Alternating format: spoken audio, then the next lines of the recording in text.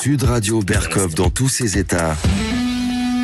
Le face-à-face. Et juste avant la petite pause, on accueille notre invité pour le face-à-face, Alain Falento, qui vient nous voir pour son livre 30 ans après Maastricht, sortir de l'Europe, question de vie ou de mort aux éditions Riposte Laïque. Bonjour Alain Falento. Bonjour, mais le dernier livre c'est Frexit, tout va bien se passer. Pardon. Absolument, oui, oui. Et c'est pour ce livre qu'on vous reçoit, Alain Falento, c'est clair. On va en parler effectivement. Alors, je vais vous dire, j'ai reçu ce livre. On va en parler pendant l'heure qui suit. Et c'est un livre qui m'a passionné et qui va vous passionner. Je le recommande. C'est paru aux éditions de Résistance républicaine, avec une préface de notre ami Nicolas Vidal. Mais c'est le livre, honnêtement, le plus intéressant que j'ai lu sur la possibilité du Frexit, parce que justement, Alain Falento, vous n'avez pas cédé à la démagogie en disant « il n'y a qu'un faucon, c'est facile, on peut faire ça, il n'y a aucun problème ». Non, non, non. Vous expliquez très bien dans le livre ce que, on parle beaucoup de cela, hein, l'Europe, comment quitter l'Europe encore aujourd'hui. Est-ce qu'on peut prendre même l'Espagne, le Portugal, quitter effectivement l'indexation de l'électricité sur le gaz, etc., etc. On va prendre le temps d'en parler après les informations, parce que vraiment, vous serez éclairé sur les dangers, les avantages, les possibilités surtout, au-delà de la démagogie des uns et des autres, à gauche comme à droite, de voir si le Frexit est possible aujourd'hui, en 2024, ou si c'est encore une utopie dangereuse ou pas. Et quel art du teasing, mon cher André. Restez bien avec nous, chers auditeurs. 13h, 14h, face à face avec Alain Falento, après les informations. À tout de suite sur Sud Radio. Sud Radio. Sud Radio. Parlons vrai. Parlons vrai. Sud Radio. Parlons vrai. Ici Sud Radio. Les Français parlent au français. Les carottes sont cuites. Les carottes sont cuites. Sud Radio Berkov dans tous ses états. Frexit, mot beau souci. Europe, que de crimes on commet en ton nom. Et puis vous avez vu, on est à peine sorti des élections européennes, qu'on entre dans les élections législatives. Ma parole, c'est devenu « je vote, donc je suis ». Ou « je m'abstiens, donc je suis hein, », c'est selon vos opinions.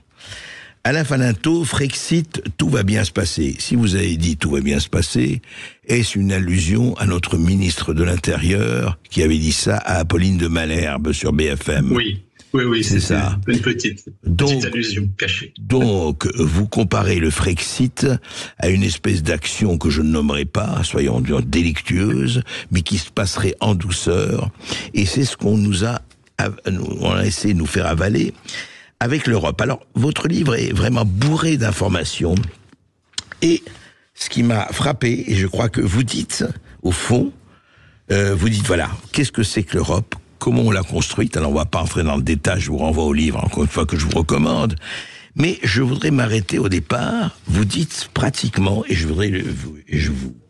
vous cite là-dessus, c'est la question j'essaye de retrouver, oui c'est ça, la question vraiment de l'histoire, comment ça a commencé. Et vous dites, Alain Falento, en 1958, l'article 55 de la Constitution française, en 58, donc la Constitution générale de Gaulle, les traités ou accords régulièrement ratifiés ou approuvés ont, dès leur publication, une autorité supérieure à celle des lois, sous réserve pour chaque accord ou traité de son application par l'autre partie. Alors, traduisez, ça veut dire qu'il y a déjà, les traités ou accords au niveau européen, une supériorité sur les lois françaises. Oui, ça date depuis très longtemps, mais on a réussi, on est parvenu à contourner le problème avec des lois écrans, avec des subterfuges juridiques.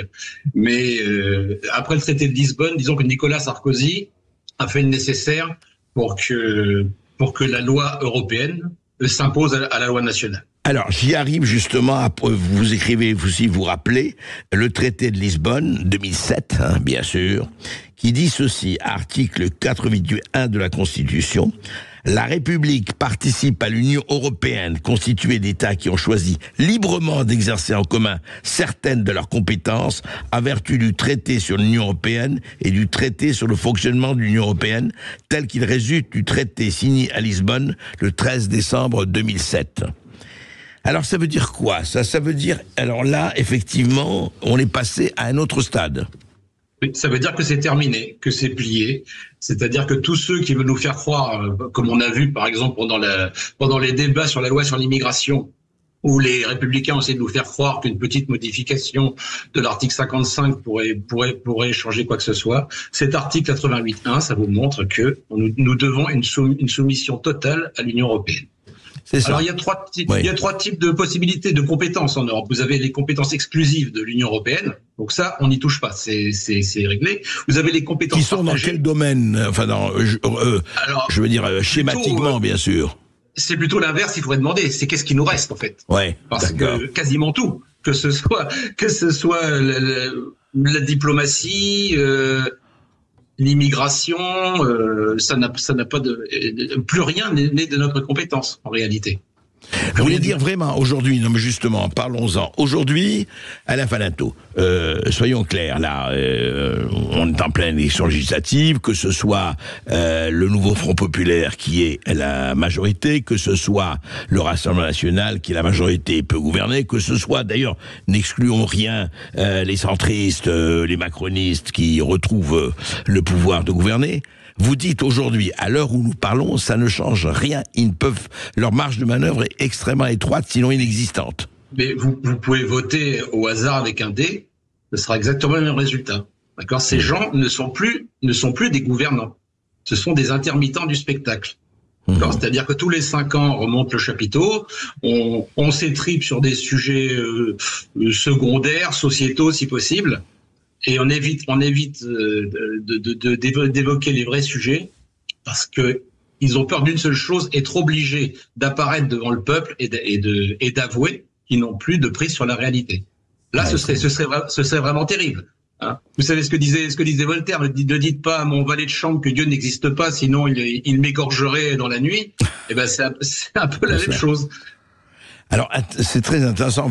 Enfin, c'est dur ce que vous dites, et c'est dit d'ailleurs durement, mais effectivement, c'est-à-dire aujourd'hui, attendez, on est quand même du matin au soir, on entend les programmes, on va faire ci, on va faire ça, on reparlera de l'immigration par exemple, mais aussi de l'insécurité, le pouvoir d'achat, le chômage, la dette, les faillites d'entreprises, etc., l'électricité, le gaz. Vous dites tout ça, rien, on ne peut rien faire. C'est quand même un sacré aveu d'impuissance, hein. Même les visas, bientôt, seront attribués au niveau européen. Il nous reste, je ne sais pas moi, la vitesse sur les routes nationales. Oui, ça doit être encore du ressort du gouvernement. Et le code de la nationalité, que je sache. On est encore à moitié libre de déterminer à qui on donne la nationalité française. Et encore, je suis même pas sûr de ce que j'avance là. Je ne sais même pas s'il n'y a pas des recours possibles. Mais alors, Alain Falinto, justement, revenons à comment ça s'est passé, ça. Décrivez-nous comment ça s'est passé, ce processus qui a commencé effectivement en 58. Il y a eu Maastricht, ensuite, enfin, il y a eu tous. Mais c'est un processus, quoi, d'érosion des nations au profit de cette Europe, quoi. Alors, mais l'Europe a été construite par Jean Monnet dans un objectif bien précis. La destruction des États-nations. D'ailleurs, ils ne s'en cachaient même pas. Ah oui, c'était le but avoué. C'est le but avoué dès le départ, absolument.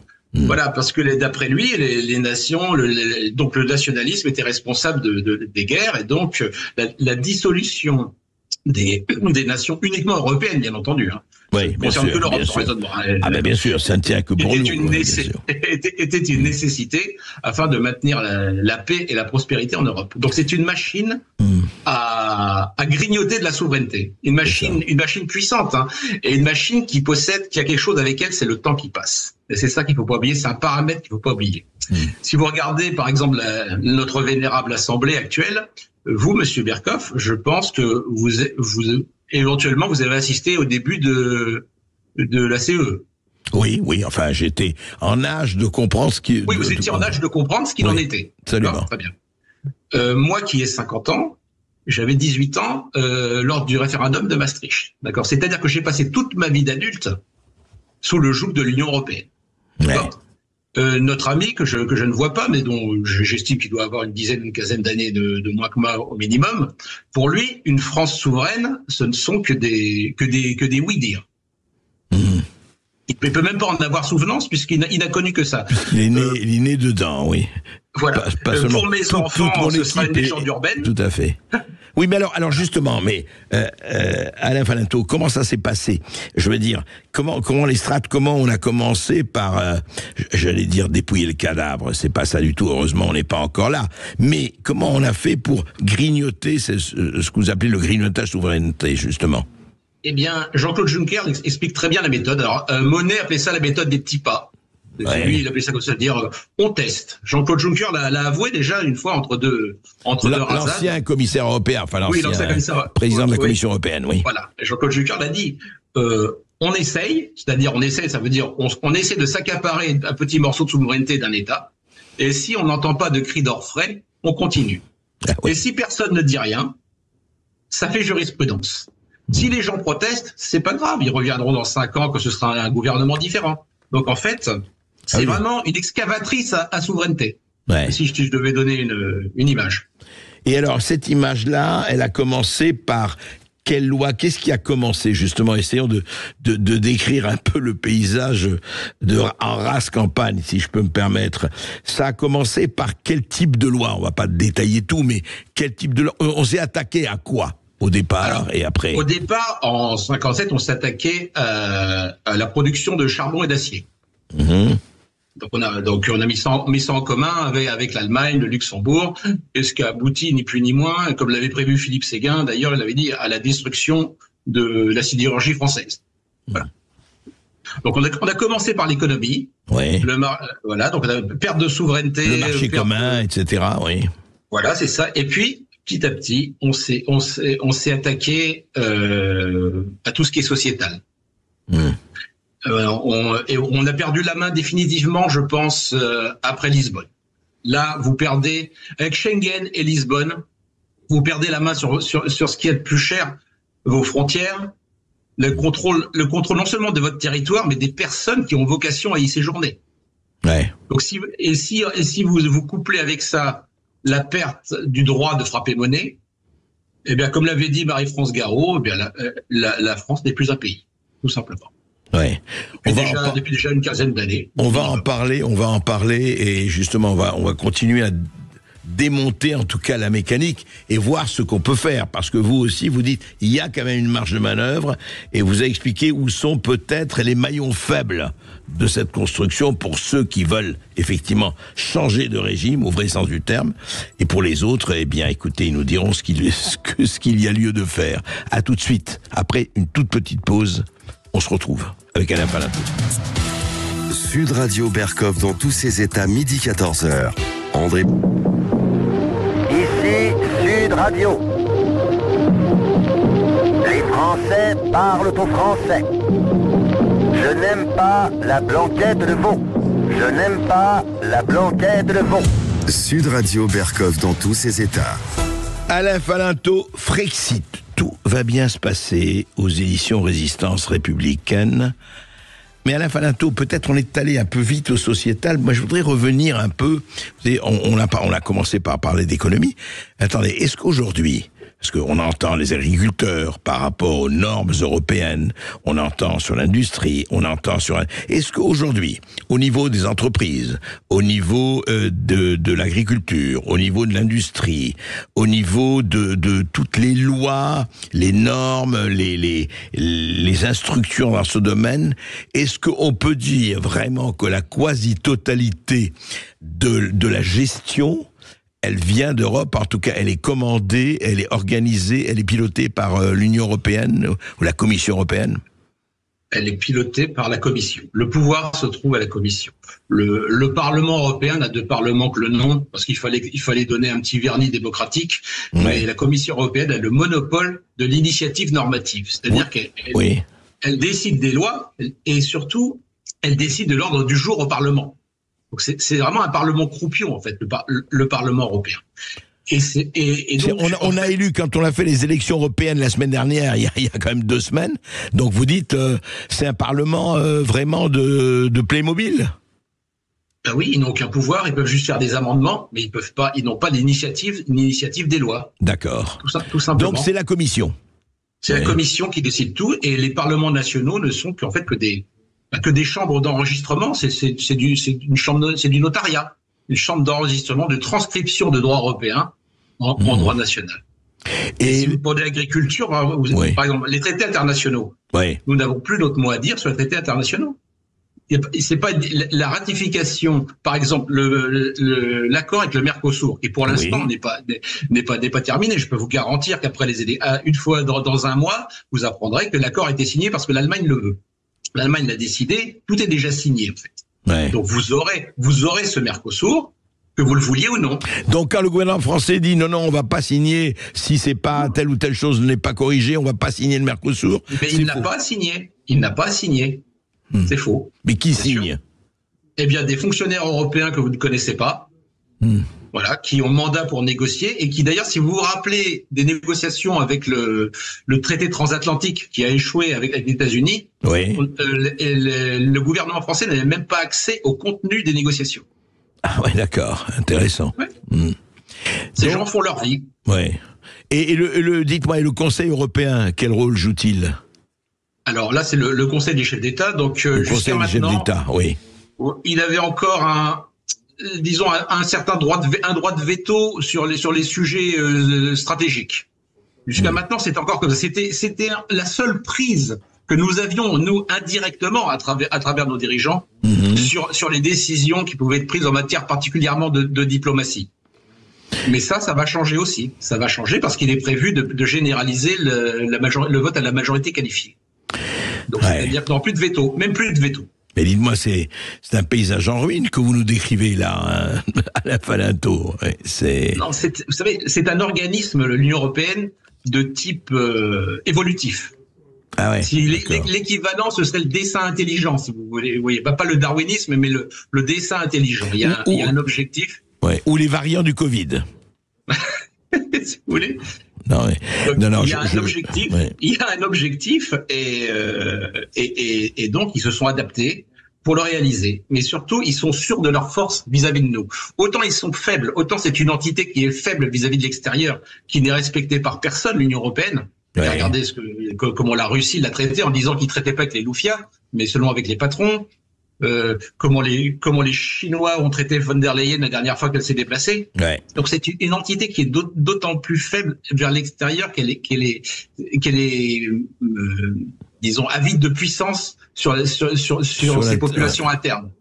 Et surtout grâce au Covid, ils sont sûrs de quelque chose. Ils savent que la coercition n'a pas de limite. Voilà.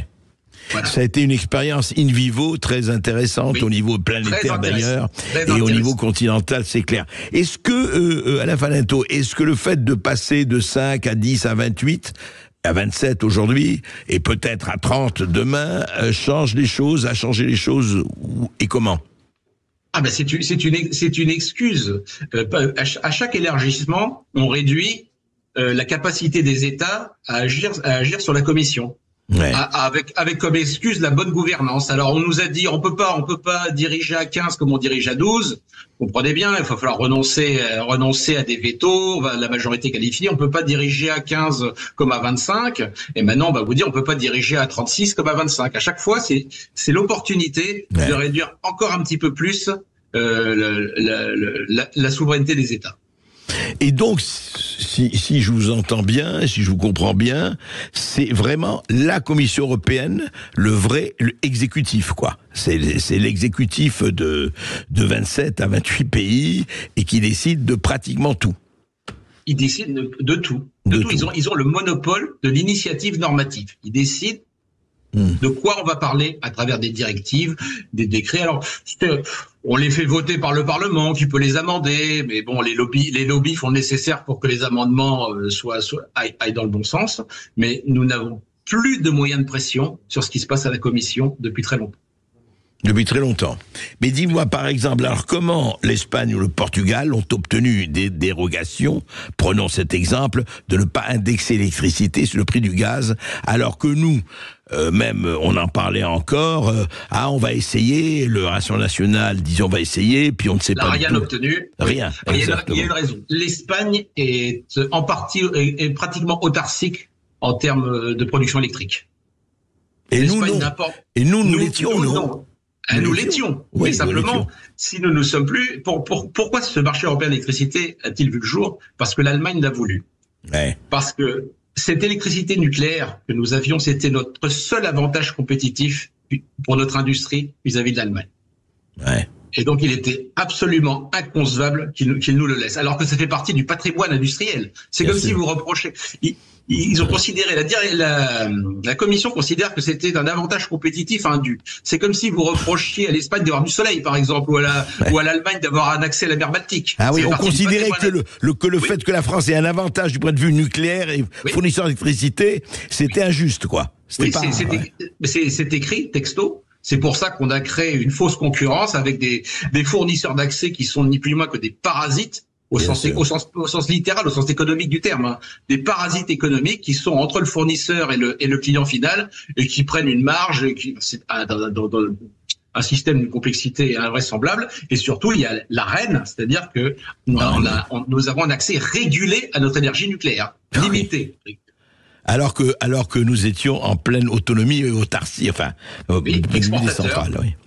Et donc l'Espagne a obtenu ça, mais nous qui avions ça, nous avons avec zèle, nous y avons renoncé, quoi. En fait, c'est ça. Avec zèle, mais vous n'avez que trop raison.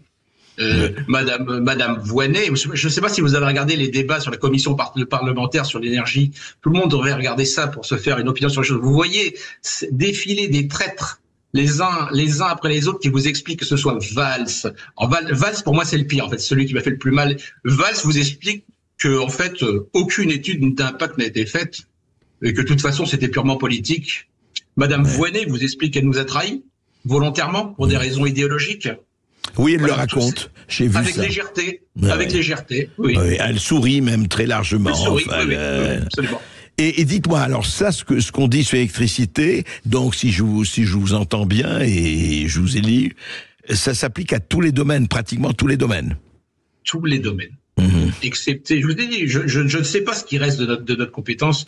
Alors c'est pour ça, quand j'entends parler de réindustrialisation, mais il peut pas y avoir de réindustrialisation, parce que réindustrialiser, ça veut dire recréer des chaînes de valeur. Réindustrialiser, c'est pas construire une gigafactory avec Google ou non, c'est pas ça.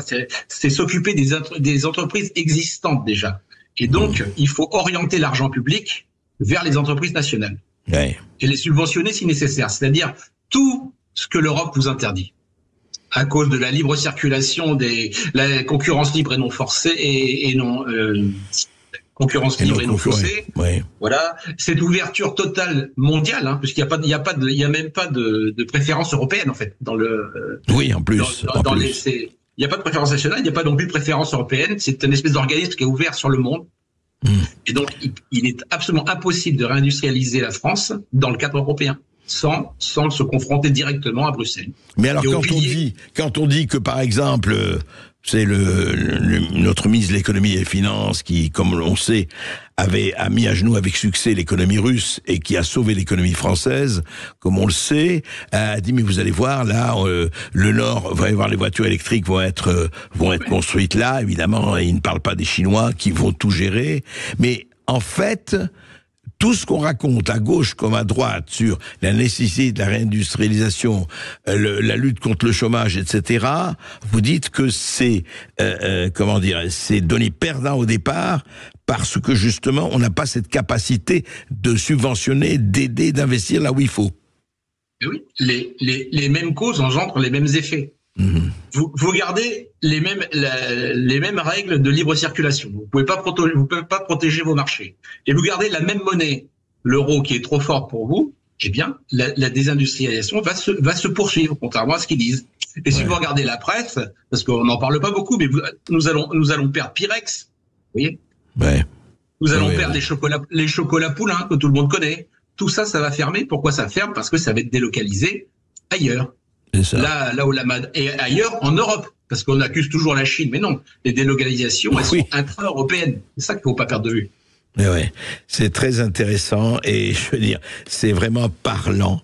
On va continuer cela après une toute petite pause, et puis vous pouvez... Vous pouvez réagir évidemment et nous appeler, vous êtes déjà nombreux à nous contacter 0826 300 300 pour réagir et poser toutes vos questions à Alain Falinto et André Berkoff aujourd'hui. À tout de suite. Sud Radio Berkoff dans tous ses états. Appelez maintenant pour réagir 0826 300 300. Ici Sud Radio. Les Français parlent au français. Les carottes sont cuites. Les carottes sont cuites. Sud Radio Berkoff dans tous ses états. Alain Falinto, Frexit. Mais dis-moi, Alain Falinto, quand on a vendu Alstom aux Américains, ce n'est pas l'Europe qui nous a ordonné de le vendre. Quand nous vendons Alcatel, quand nous bradons tel ou tel de nos bijoux de famille, c'est pas l'Europe qui nous le commande, ce sont nos gouvernants, quels qu'ils soient. Là, ce sont des gouvernants zélés qui obéissent à d'autres mandants, disons. Dans le cas d'Alstom, c'est très particulier. Le gouvernement américain, avec l'aide de ses lois extraterritoriales, a fait le nécessaire pour s'emparer de la branche qui l'intéressait. Et le Mozart de la finance l'a cédé pour la racheter maintenant plus cher avec un scope inférieur. Absolument, oui. Et un contrôle américain continue. Hein, voilà. Bon. Mais justement, alors, et je voudrais autre chose. Parce que là, il y a eu quelque chose de terrible, enfin de chimiquement pur au très mauvais sens du terme, c'est l'agriculture. Les normes européennes, elles se sont appliquées à tout le domaine agricole, enfin à tout ce qui était agricole, et on voit ce qui se passe avec l'Ukraine, avec etc., enfin les poulets ukrainiens et puis le reste. Et à l'intérieur de l'Europe, on voit cette concurrence où, par exemple, tel ou tel fruit en Espagne vaut la moitié du quart de ce qu'il est vendu en France, etc., etc. Bien sûr, parce que comme on peut pas protéger nos marchés, l'Espagne, pourquoi l'Espagne est si compétitive? Parce que elle fait travailler des clandestins marocains. Voilà, tout simplement. Un problème de coût du travail. Donc vous mettez en concurrence des pays, en concurrence ouverte des pays qui sont pas supposés l'être, parce qu'ils ont des compétitivités économiques différentes. C'est ça. Donc on a en fait édicté des règles dans des pays qui ne respectent absolument pas d'autres règles. Oui, mais en fait, c'était le mythe de la convergence. Dès l'an 2000, moi, quand j'ai terminé mes études en l'an 2000, mes professeurs à l'université, dont certains sont très connus, nous expliquaient déjà pourquoi ça marcherait pas. C'est pas une surprise, en fait. Ils savaient déjà. C'est-à-dire que quand le mythe de la convergence, c'est que parce que nous sommes dans un espace ouvert avec une monnaie commune, eh bien les faibles vont devenir forts sans que les forts deviennent faibles. Tout le monde va converger vers la force. Mais personne n'y croyait, même il y a 25 ans. Personne n'y croyait. Et de toute façon, ça n'a jamais été observé. Si vous voulez qu'il y ait convergence des économies, eh bien il faudrait que l'Allemagne accepte de redistribuer 8% de son PIB chaque année vers le sud de l'Europe, France incluse. Ouais. Je voudrais pas être le politicien allemand qui va se présenter avec un programme comme celui-là. Donc en fait, on le sait, ça, c'est l'Allemagne qui a donné le là depuis le début. Oui. Et avec les conséquences que l'on sait effectivement.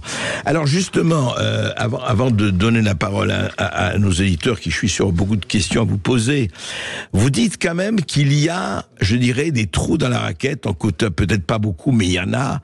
Par exemple, vous dites, il y a lieu d'attaquer la Cour de justice de l'Union européenne et que vous séparez parce qu'il y a deux cours. Hein. Il y a la Cour de justice de l'Union européenne et il y a la Cour européenne des droits de l'homme. Dites-nous.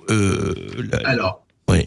Je pense qu'il faut commencer par la Cour européenne des droits de l'homme parce que, contrairement à ce qu'on pense, ça ne dépend pas de l'Union européenne. Ça dépend du Conseil de l'Europe, que c'est bien quelque chose de bien antérieur.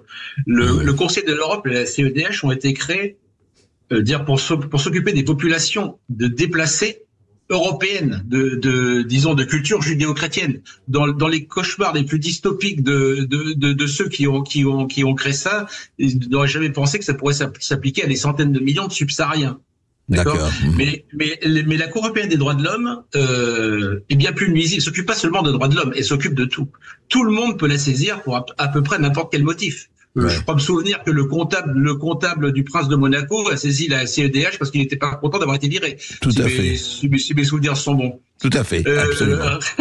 Récemment, ils ont condamné la Suisse pour inaction climatique. Pour inaction climatique, ouais. Inaction climatique. Donc vous imaginez, l'étape d'après, c'est d'officialiser, de donner un statut aux réfugiés climatiques. Ça n'existe pas encore. Donc vous voyez, c'est extrêmement nuisible, la Cour européenne des droits de l'homme. Est-il exact que Soros joue un rôle non négligeable Alors, je ne m'avancerai pas là-dessus. Je n'ai pas étudié le sujet D'accord. comme il faut. Mais pour revenir, et vous dites donc, il faut attaquer quoi? La Cour de justice de l'Union européenne? Non, parce que la Cour de justice, c'est l'Union européenne. Ah oui, il n'y a rien à faire. Attaquer ça, c'est sortir, c'est tout. Ouais. Mais par contre, vous avez raison, la Cour de justice de l'Union européenne est bien plus nuisible, même en termes d'immigration, que la Cour européenne des droits de l'homme, contrairement à ce qu'on pense. Mais disons que pourquoi elle est plus nuisible, la Cour de justice? Elle est plus restrictive en termes d'expulsion, beaucoup plus restrictive. Oui, absolument. Mais le problème, c'est que il faut, quand vous rentrez dans un processus comme ça, il faut donner des résultats rapides à vos électeurs. Vous pouvez pas arriver devant l'électorat, et particulièrement l'électorat français, et leur dire bon ben voilà, on va se lancer dans une réindustrialisation, on va reprendre la main sur tout, vous aurez les premiers résultats dans 15 ans. C'est pas possible. Ouais. La Cour européenne des droits de l'homme, vous pouvez vous en débarrasser en 6 mois. Voilà. Parce que les Anglais n'ont pas fait. Les Anglais ont commis l'erreur funeste de rester dans le Conseil de l'Europe, ce qui fait que 3 ans après le Brexit effectif, ils sont encore en train de se battre avec la Cour européenne des droits de l'homme pour reprendre la main sur leur immigration. Ah, ils ne l'ont pas quitté. Nuisible. Ils l'ont pas quitté. Non, ils ont eu peur de le quitter pour pas apparaître comme un État, disons fascisant, qui ne respecterait pas voilà. Et maintenant, ils s'en mordent les doigts. Et justement, sur l'immigration, on va en parler, mais auparavant, je crois que nous avons Luc, qui nous appelle de Saint-Rémy-de-Provence. Bonjour Luc. Bonjour Luc. Oui, bonjour. Vous me recevez? Très bien. Très bien. D'accord. On vous écoute, Luc. Oui, c'est une question simple.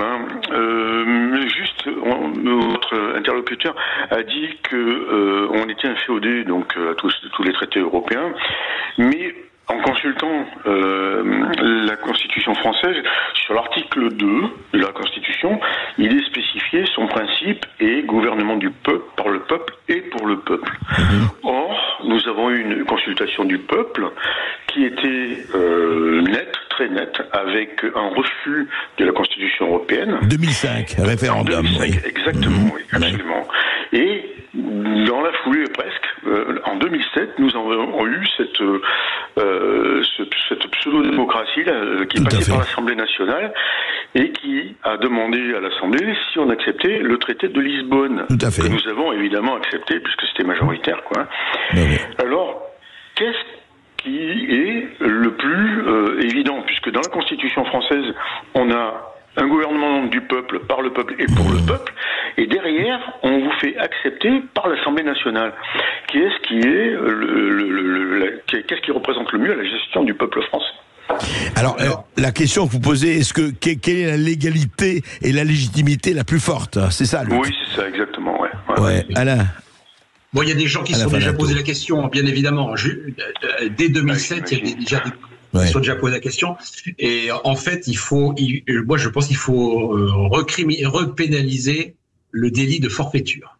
Voilà. D'ailleurs, il y a la forfaiture, c'est-à-dire pour un fonctionnaire le non-respect volontaire des lois édictées. Et c'est une forfaiture. D'accord, ce qui s'est passé en 2016, c'est une forfaiture. Et d'ailleurs, il y a un député français qui s'appelait Franck Marlin, si mes souvenirs sont bons, qui en 2017 avait fait un projet de loi en ce sens, mais ça n'a pas été retenu. Mais si vous voulez, ce que votre auditeur dit, disons que c'est pas, il faudrait prouver par le texte, par la lettre. Alors que, disons que l'article 88 et 1 est très clair, lui. Nous appartenons à l'Union européenne, et c'est trop tard. C'est fait. C'était il y a 15 ans qu'il fallait s'occuper de ça. Je ne crois pas qu'il y ait de grandes chances de réussite. On ne peut pas revenir dessus? On peut revenir dessus. Je ne suis pas constitutionnaliste, mais je pense que tellement de gens se sont penchés. J'ai lu tellement d'articles et de livres à ce propos, sans succès, vraisemblablement. Tous ceux qui ont essayé n'ont pas eu de succès. Donc, à mon avis, c'est peine perdue de s'obstiner dans cette voie-là. Alors justement, mais vous avez raison. Vous avez raison. Moralement, vous avez raison. Alors, que faire? On va continuer à en parler. Je crois que nous avons... Oui, on va demander à Chantal de Bastia ce qu'elle en pense. Bonjour Chantal. Bonjour Chantal. Bonjour André. Bonjour à votre invité. Bonjour. Alors écoutez, je ne sais pas si les gens le savent, ou peut-être je dis une bêtise, mais votre invité va pouvoir m'éclairer. Mais avant qu'il y ait le traité de Lisbonne, en tout cas avec Maastricht, on pouvait rentrer dans l'Union européenne, mais on ne pouvait pas en sortir. Et il me semble que ce sont les Allemands qui ont rajouté l'article 50, si je ne me trompe pas, pour qu'on puisse sortir de l'Union européenne. Donc, moi, ce que je sais, c'est qu'il y a eu les élections européennes. Là, maintenant, il y a les élections législatives, on nous fait des tas de promesses. Le problème, c'est que sur l'immigration, ce n'est pas possible. Sur le commerce, ça dépend directement de l'Union européenne. Et maintenant, ils veulent prendre la santé, l'éducation nationale et la défense. Parce que même la Commission européenne, ce qu'elle a fait par rapport à Pfizer, les contrats, elle n'avait pas le droit de le faire. Donc, aujourd'hui, qu'est-ce qui nous reste? Qu'est-ce qui nous reste? Puisque nous savons pertinemment que les différents partis, les trois blocs, en tout cas, ne feront rien puisqu'ils sont bloqués par l'Union européenne et puis c'est pas les macronistes. Oui, c'est ce qu'on a expliqué. Voilà. Oui. Donc, en fait, qu'est-ce qu'on peut faire? Alors justement, c'est la question, qu'est-ce qu'on peut faire? À la fin de la tour, on peut pas dire c'est fini, c'est vrai, on peut plus rien faire, mais ce que vous dites dans votre livre, et c'est ça qui a fait que moi j'ai été assez plus qu'intéressé, vous dites en tout cas ça va pas se passer, c'est pas demain on va pas sortir le lapin autonomie indépendantiste du chapeau, ça peut pas se faire comme ça, c'est long, c'est un processus long où il faudra beaucoup de volonté et beaucoup d'obstination, c'est bien ça? Oui, c'est ça. Enfin, le processus de sortir lui-même devra nécessairement être court, parce que pour des raisons de taux d'emprunt de la France, comme vous l'avez vu, l'actualité s'est accélérée. Donc en fait, tous les thèmes que je traite dans mon livre, vont devenir notre quotidien pendant les semaines et les mois qui suivent. Et donc on ne peut pas se permettre des négociations interminables avec l'Union européenne si nous décidons de sortir. Il faut que ça se fasse très vite. Oui, mais comment ça peut se faire très vite? Comment? Alors, concrètement, au plus vite, l'article 50. L'activation de l'article 50. C'est-à-dire, expliquez. C'est-à-dire, c'est l'article qu'ont actionné le Royaume-Uni pour sortir. C'est-à-dire, on informe nos partenaires européens que nous souhaitons sortir. C'est un article, et votre auditrice a raison, il est apparu qu'au traité de Lisbonne, et nous le devons à Alain Lamassoure, si mes souvenirs sont bons. C'est lui qui l'a introduit avant la sortie n'était même pas prévue. C'était une vraie prison. Qui dit quoi? Rappelons-le à nos auditeurs, parce que Chantal le connaît. Mais...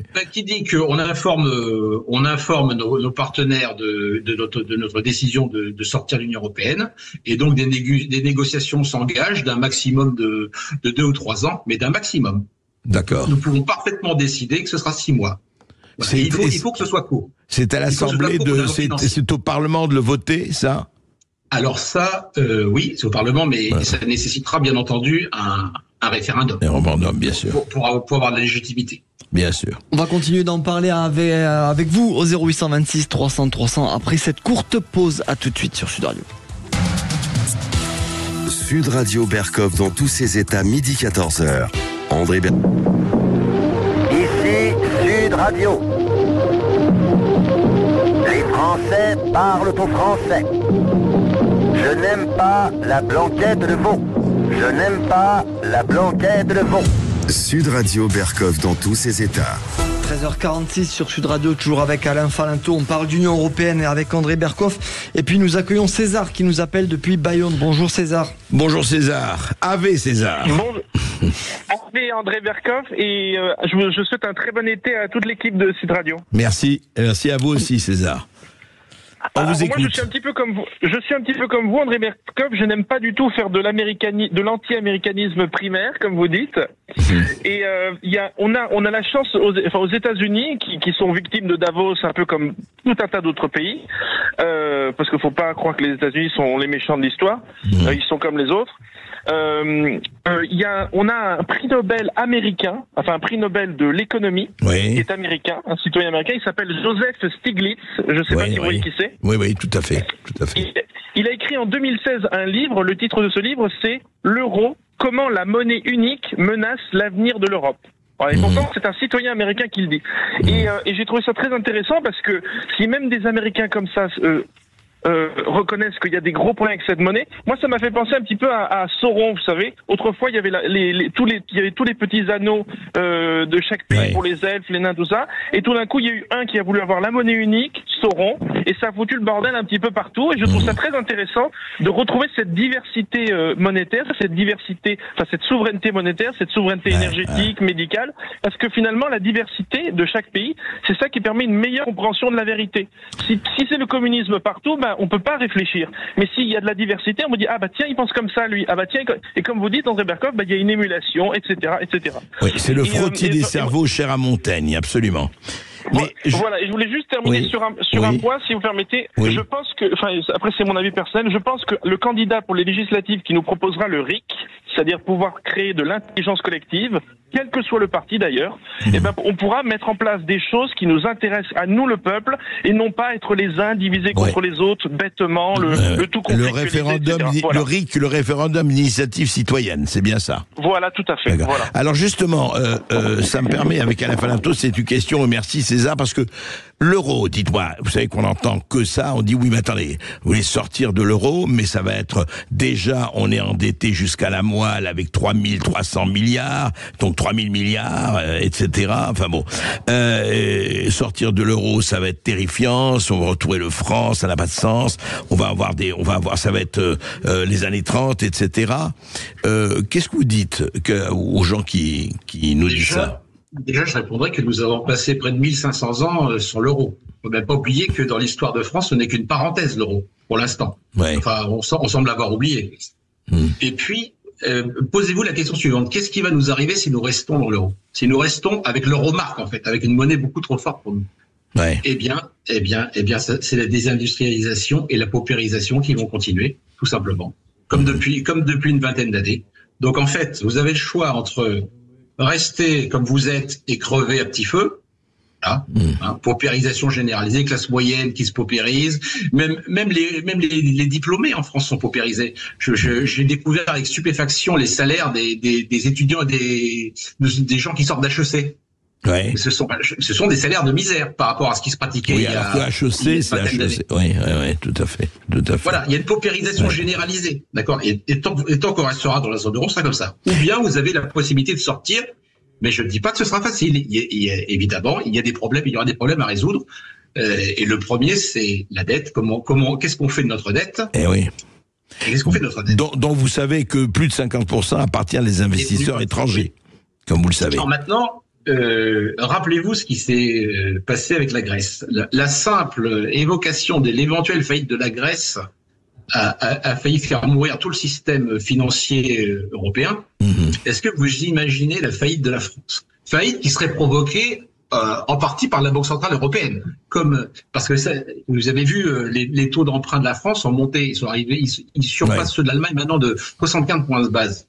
Ça, c'est la Banque Centrale Européenne qui lance un avertissement. En n'intervenant plus sur le marché secondaire de la dette, elle laisse filer sous contrôle les taux français. Donc, moi, ce que je dis, c'est que si vous devez 1000 euros à quelqu'un, oui, vous avez une dette, vous devez rembourser. Quand on arrive à des sommes incommensurables dignes du nombre d'Avogadro en chimie de 3150 milliards d'euros, on appelle ça dette, mais ce n'est plus une dette, c'est un instrument de négociation. Oui, c'est-à-dire qu'effectivement, quand vous avez 1000 euros, on vous condamne. Si vous avez 50 milliards d'euros de dette, on commence à réfléchir et on négocie.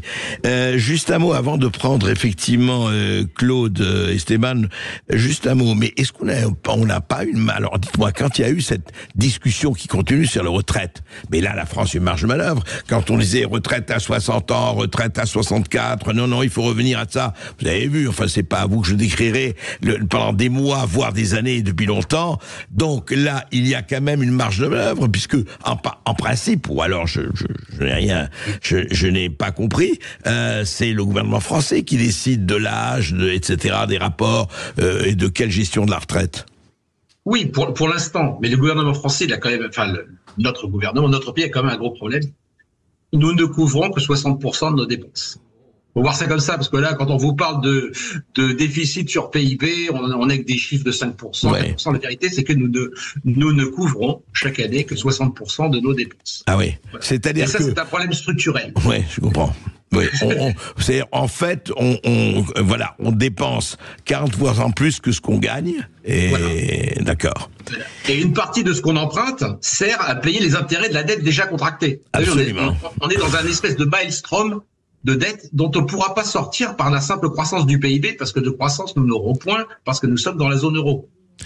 Voilà. Et vous savez ce que disait... Le problème par tous les bouts, c'est la même chose. Donc, effectivement, pour vous, la sortie est au fond du couloir, encore faut-il creuser, hein, et Dieu sait s'il faut creuser. Mais vous savez ce que dit Ionesco, prenez un cercle, caressez-le, il deviendra vicieux. Et c'est vraiment le problème. Claude de Perpignan est avec nous. Bonjour Claude. Oui, bonjour Claude. Bonjour André Berkoff, à nouveau félicitations pour tout ce que vous faites. Alors moi j'ai une question à poser à Alain Falinto. Oui. Je me disais naïvement que en fait, après avoir moi-même traversé pendant 15 ans au niveau de Bruxelles par le comité économique et par le dialogue social, tout le diagnostic qu'a fait Monsieur Falinto, je le partage. Il est d'une lucidité implacable et c'est vrai que si jamais on fait rien, on va crever. Donc la question que je me posais, moi, comme on est contributeur net à l'Europe, est-ce qu'on n'a pas d'une certaine manière cette bombe atomique en disant vous pouvez nous pénaliser comme vous voulez, si on veut pas faire une chose que vous nous imposez, on paye plus. Alors si nous on paye plus et qu'il n'y a plus que les Allemands qui payent pour tout le reste, que les Européens n'y sont plus, je crois que l'Europe elle est cuite. Hein. C'est-à-dire que nous on est cuits si on y reste, mais si on s'en va, est-ce que c'est pas l'Europe qui est cuite? Alain Falinto. Alors vous avez entièrement raison. Pour l'instant, il nous reste la possibilité en fait de bloquer le budget européen. Comme le font très souvent les Hollandais, par exemple, les Hollandais, un pays quand même par habitant, avec un PIB par habitant important, sont quasiment à zéro. Ils sont ni contributeurs ni bénéficiaires. Ouais. La France, pour l'instant, est en mesure de bloquer le budget européen, ce qui forcerait l'Allemagne à assumer 40% du budget. Et eu égard à la situation de l'Allemagne, aujourd'hui, ce sera pas simple. Hein. Voilà. C'est une piste à explorer. Oui, absolument. Mais encore faut-il la volonté politique de faire pression. Mais oui, voilà. Et encore faut-il que le budget soit encore voté à l'unanimité. Oui, en plus. Ce qui risque de pas durer. Donc Alain Falinto, si on lit votre livre et si on se résume, c'est un travail d'Hercule, ce que vous proposez. C'est difficile, mais c'est nécessaire. Vous l'avez dit, c'est soit crever à petit feu, devenir avoir une économie du tiers-monde, parce qu'on converge sur une économie qui a des marqueurs du tiers-monde, faut pas l'oublier. On n'a plus d'activité scalable, le tourisme de masse, enfin tout ça, faut comprendre que c'est de l'économie appauvrissante. On peut pas s'en sortir avec ça. Sans industrie, vous n'avez pas de croissance de PIB. Ouais. Et dans la zone euro, nous n'en aurons pas. Donc la seule alternative, c'est de sortir, mais il va falloir assumer. Ça n'empêchera pas, c'est une condition sine qua non. Il va falloir quand même assumer des réformes budgétaires, c'est certain. Hein, on peut plus continuer comme ça, et accepter un peu d'inflation dans un premier temps, parce qu'il est bien évident, c'est le but. C'est justement le but que le franc soit décoté de 25% par rapport à l'euro. Ouais. C'est l'objectif pour relancer la production. C'est inévitable. Ouais. Vous ayez un peu d'inflation. On va en reparler de tout ça. Ce qui est intéressant, c'est que ça y est, on reparle du franc. Voilà. Le franc fait une timide apparition sur la scène, et lorsque l'enfant paraît, il y a un cercle de famille du côté d'Alain Falinto qui applaudit à grands cris. Maintenant, ça va pas être évidemment simple, mais lisez Frexit. Vraiment, lisez Frexit, c'est très intéressant, encore une fois. Il ne nous vend pas de la poudre de perlimpinpin, comme disait un certain président de la République. Merci Alain Falinto. Merci Alain Falinto. On rappelle votre livre Frexit. Tout va bien se passer. André Berkoff, on vous retrouve demain, comme tous les jours, entre midi et 14h. Et tout de suite, c'est Brigitte Lahaye sur Sud Radio. À demain. Sud Radio. Sud Radio. Parlons vrai. Parlons vrai. Sud Radio. Parlons vrai.